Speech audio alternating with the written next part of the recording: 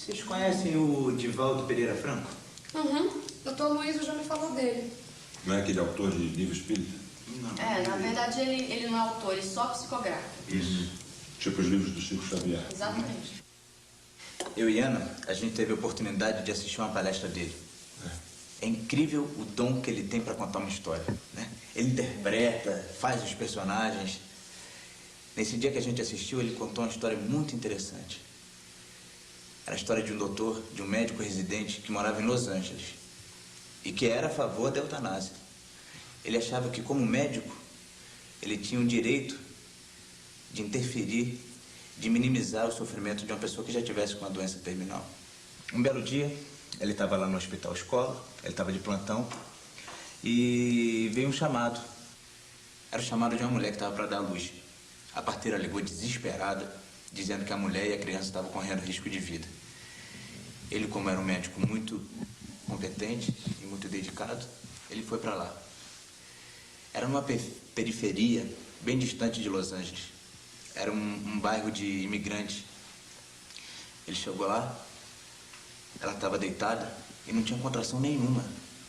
Ele pediu então água limpa em uns panos, água quente, sabe, panos limpos, e preparou uma injeção para incentivar o parto, né, e a criança poder nascer. Você sabe que essa coitada já tinha 6 filhos, completamente miseráveis. O marido, quando descobriu que ela tinha ficado grávida, abandonou eles, deixando eles na maior miséria.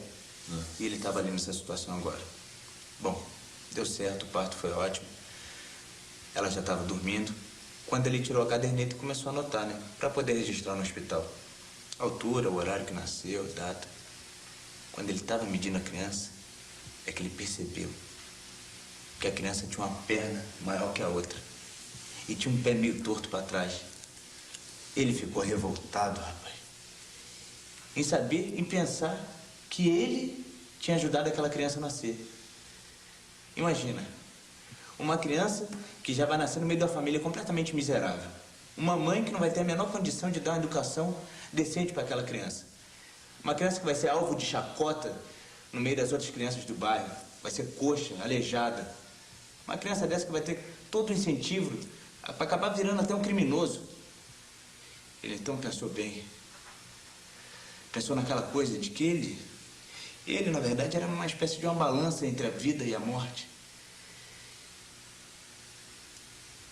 Ele pensando nisso, ele resolveu então, ele pegou uma injeção, encheu com líquido letal, olhou para um lado, olhou para o outro, não tinha ninguém. Ele podia muito bem dizer que a criança tinha morrido asfixiada, com cordão umbilical. É quando ele pegou a injeção... Matou a criança? É que tá.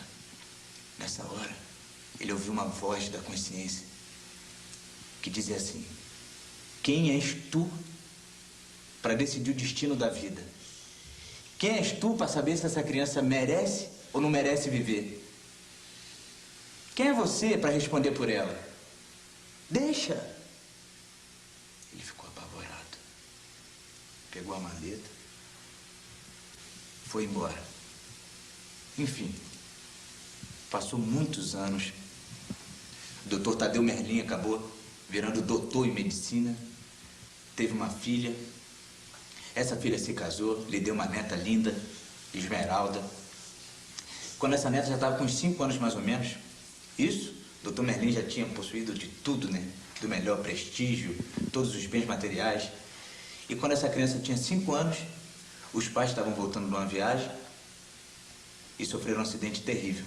O carro capotou, incendiou, pegou fogo, morreram.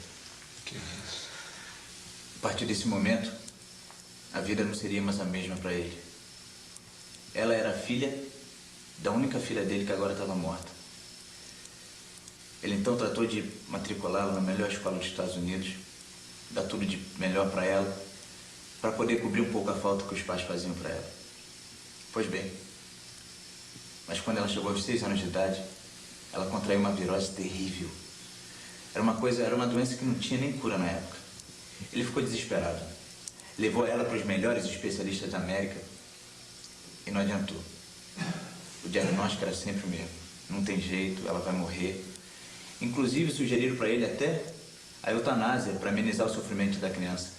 E você sabe que ele, que era a favor antigamente, disse que não, que dever de médico era tentar prolongar a vida até o máximo que desse. Acabou que ele foi parar na Alemanha, na clínica de um especialista no vírus, tal. Não deu outra. O mesmo diagnóstico. A criança vai morrer. Porém, se lembrou que havia um colega de profissão que também estudava esse vírus há muito tempo e que estava em Nova York. Dr. Merlin partiu direto para Nova York. Quando chegou lá, fretou um avião do bolso dele e foram para uma cidade do interior, uma cidade de carvoeiros. Era uma cidade miserável. Quando ele chegou na clínica, para você ver, a clínica era um barracão de madeira, cercada de miseráveis, aleijados, capengas. Ele perdeu completamente as esperanças. Mas já que estava lá, resolveu entrar. Era o consultório do Dr. T.J. Miller. Ele entrou, o doutor estava sentado na mesa, examinou a criança e confirmou o diagnóstico. Ela realmente estava com aquele vírus e tinha pouco tempo de vida. Mas como ele já trabalhava com esse vírus há uns 10 anos, ele já tinha tido umas experiências positivas com uma vacina em animais. Ele não garantia nada, mas tinha uma esperança. Dr. Merlin suplicou então para que ele começasse imediatamente o tratamento com a criança. Ele então falou para a enfermeira ir lá dentro para arrumar o quarto junto com a criança. Quando estava tudo pronto lá dentro, ela chamou o Dr. Miller. Nisso que o Dr. Miller se levantou e andou em direção ao outro quarto, Tadeu Merlin percebeu que ele tinha uma perna menor que a outra e que usava uma bota ortopédica.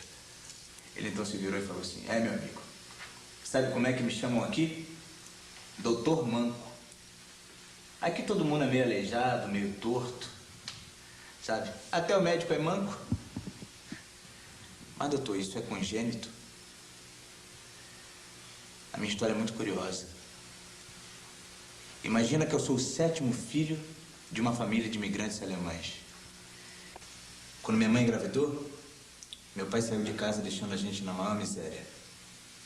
No dia do meu nascimento, mandaram o melhor médico do hospital universitário para lá. Minha mãe ficou tão agradecida que, em sua homenagem, me batizou com seu nome. É por isso que eu me chamo Tadeu Johann Miller. Tadeu Merlin começou a chorar. Está chorando? Sim, eu estou chorando. Porque é melhor ser manco do que cego como eu era. E a menina ficou curada? Ficou. Ele deu a vacina no mesmo dia. E depois de um mês de tratamento, ela ficou completamente curada. Vocês estão sentindo um cheiro de perfume? Eu senti esse cheiro no escritório. Lembra?